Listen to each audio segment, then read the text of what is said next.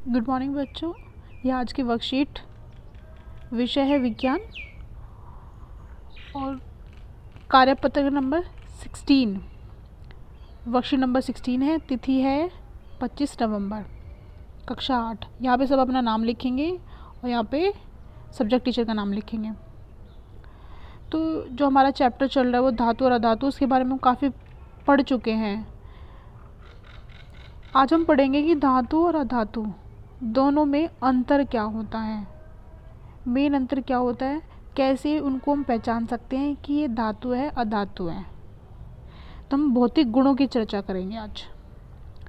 तो हमारे सामने एक टेबल है और टेबल से हम कंपेयर करेंगे और समझेंगे कि दोनों में अंतर क्या होता है।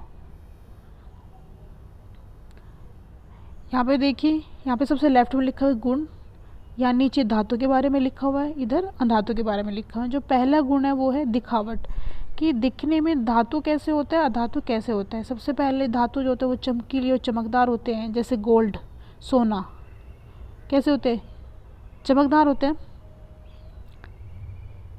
चांदी कैसी होती है, चमकदार होती है। तांबा भी चमकदार होता है। लेकिन अधातु यह निष्प्रभ, मलिन या चमकदार नहीं होते, आयोडीन को छोड़कर। अब जैसे प्लास्टिक की देख लो, चमकदार नहीं होती, रफ होती है। तो पहला अंतर दिखावट में ऐसा हो जाएगा कि धातु चमकदार होते हैं और अधातु चमकदार नहीं होते। दूसरा अवस्था, कि वो ठोस होती है या द्रव होती है या गैस होती है। तो सभी धातु सामान्य तौर पर, सामान्य ताप पर ठोस होती है, परंतु पारा, मरकरी कमरे के ताप पर तरल अवस्था में होता है। इसका उपयोग थर्मामीटर में होता है। तो जितनी भी धातु हैं, लोहा हो गया, तांबा हो गया या सोना, वो सारे कैसे होते हैं, ठोस। ठोस क्या होते हैं, जो बहते नहीं हैं, जैसे पानी में बह सकता है, गैस होती है। तीसरा होते हैं ठोस। तो ये सारी धातुएं कैसी होती है, ठोस होती है, सिर्फ पारों को छोड़कर। अधातुएं ठोस, द्रव, गैस तीनों अवस्था में पाई जाती है। अब गैस से ऑक्सीजन, वो क्या एक अधातु है। पानी है वो एक अधातु है। अब ठोस जैसे आयोडीन है, ठोस होता है, वो भी क्या है, एक अधातु है। थर्ड पे चलते हैं, कठोरता। सोडियम, पोटेशियम, लेड को छोड़कर अधिकांश धातुएं कठोर होती है। आपने एग्जाम्पल हमेशा अपने दिमाग में रखना है, जैसे लोहा है, कठोर होता है, उसको मैं ऐसे मोड़ नहीं सकते। इन तीनों धातु, ये जो तीनों धातु होती है, सोडियम, पोटेशियम और लेड, ये बहुत सॉफ्ट होती है, इनको मोड़ा जा सकता है। लेकिन बाकी जो धातुएं हैं उनको हम नहीं मोड़ सकते, तो ये काफ़ी कठोर होती है। लेकिन अधातुएं कैसी होती है, ये सामान्यतः नरम और भंगुर होती है, इनको आसानी से तोड़ा जा सकता है। जैसे प्लास्टिक है, वो धातु होती है, अब उसे बीट करोगे वो क्या है, टूट जाएगी। तो वो लोहे की तरह कठोर नहीं होती। अगले गुण पे चलते हैं, आघात वर्धनीयता। धातुएं आघात वर्धनीय होती हैं।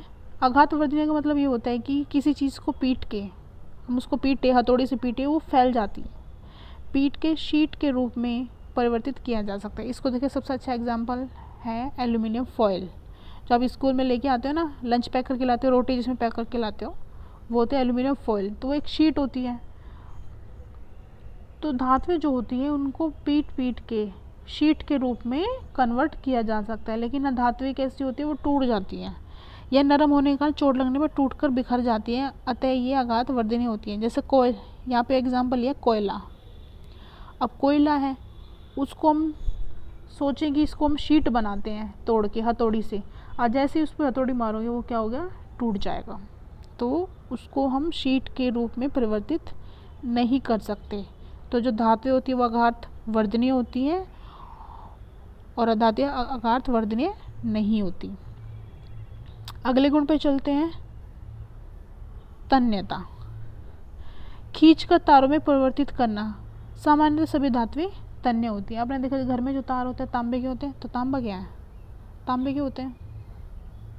तांबा की एक धातु होती है। ये तन्यता का गुण नहीं दर्शाती है। प्लास्टिक है, प्लास्टिक के तो तार नहीं होते, प्लास्टिक की तो कोटिंग होती है ताकि हमें करंट ना लगे, लेकिन उसके तार नहीं बनाए जा सकते। पत्थर है, कोयला है, वो क्या है, अधातु है, लेकिन उसका तार नहीं बना सकते। ऑक्सीजन गैस एक अधातु है, उसका तार नहीं बना सकते हम। जो तन्यता गुण से हमें पता चलता है सिर्फ धात्वें ही तन्य होती हैं, अधात्वें तन्यता गुण नहीं दर्शाती। आगे नेक्स्ट है चालकता। धात्वें ऊष्मा और विद्युत की सुचालक होती हैं। आपने देखो घर में जो चिमटा होता है लोहे का बना होता है किचन में, या चम्मच जो होती है स्टील की बनी होती है, धातु की बनी होती है। तो जब खाना गर्म होता है या गैस पे चिमटे से हम काम करते तो चिमटा क्या होता है, गर्म हो जाता है। लेकिन अगर उस पे हम पीछे वुड का हैंडल, लकड़ी का हैंडल बना के रखते हैं तो क्या होता है, उस लकड़ी के हैंडल से हम आराम से रोटी बना सकते हैं। लेकिन अगर लोहे का हैंडल होगा तो गर्म हो जाएगा। यानी कि जो धातुएं होती हैं वो ऊष्मा की सुचालक होती है। उसमें ऊष्मा एक सिरे से दूसरे सिरे तक आराम से ट्रांसफ़र कर सकती है। यहाँ पे मोमबत्ती रख दी हमने, ये चम्मच है, इसको आप गर्म करोगे तो आपकी पूरी चम्मच गर्म हो जाएगी। तो इस चम्मच में क्या हो रहा है, ऊष्मा एक सिरे से दूसरे सिरे पे जा रही है। तो हम कह सकते हैं कि जो धातुएं होती हैं वो ऊष्मा की चालक होती हैं। लेकिन वही चम्मच अगर लकड़ी की हो, सपोज लकड़ी की चम्मच है, हम इधर से जलाना शुरू करते हैं तो ये इधर से जल जाएगी, लेकिन इधर वाला जो सिरा हो वो गर्म नहीं होगा। यानी कि जो ऊष्मा है इस सिरे से दूसरे सिरे पे नहीं जा रही है। तो जो अधातुएं होती हैं, लकड़ी का एक धातु है, वो ऊष्मा की चालक नहीं है। इससे पहले हमने बात की है कि जितने भी तार होते हैं धातुओं के बने होते हैं। यानी कि जो करंट है, विद्युत है, वो तारों में बहता है। और इसका क्या मतलब हुआ कि जो धातु होती है विद्युत की सुचालक होती है। देखिए जैसे यहाँ पे दिखाया तांबे का तार।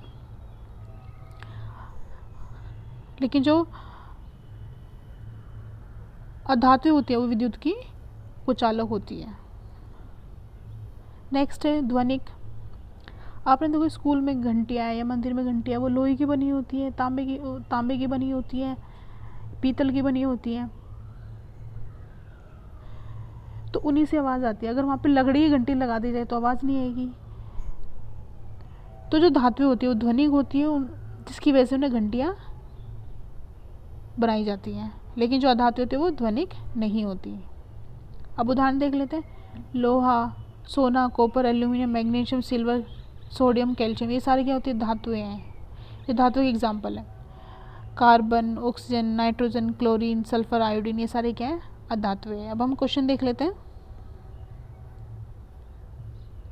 पहला प्रश्न है, दो धातुओं के नाम लिखिए जिनसे चाकू को काटा जा सकता है। हमने पढ़ा सोडियम, पोटेशियम क्या होती हैं, बहुत ही नरम होती है, उनको आसानी से मोड़ा जा सकता है और चाकू से काटा भी जा सकता है। तो पहले प्रश्न का उत्तर ये हो जाएगा। दूसरा है, मंदिर की घंटियाँ धातु से क्यों बनाई जाती हैं, क्योंकि ये सोनोरस होती हैं। यहाँ पे आप ध्वनिक भी लिख सकते हो, ध्वनिक। ये ध्वनिक होती है, रिंगिंग साउंड पैदा करती है, जिसकी वजह से जो घंटियाँ हैं वो धातुओं से बनाई जाती हैं। नेक्स्ट है, हमारे आसपास उपस्थित किन्हीं चार धातुओं के नाम लिखिए। लोहा, सोना, तांबा, एल्यूमिनियम, ये सारी क्या हो जाती है, ये धातु हो जाएगी। कार्बन, ऑक्सीजन, नाइट्रोजन, सल्फर, ये सारे क्या हो जाएगी, अधातु। धातु में अंतर लिखिए। पूरी वर्कशीट में धातु में बहुत सारे अंतर लिखे, उनमें से कोई भी आप 2 या 3 अंतर इसमें लिख देंगे।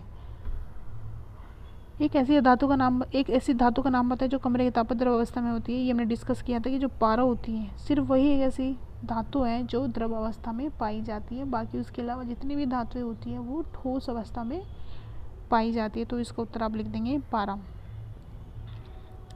ये आज की वर्कशीट हो गई हमारी कंप्लीट। सभी बच्चे जल्दी से वर्कशीट करेंगे और ग्रुप में भेजेंगे। Thank you.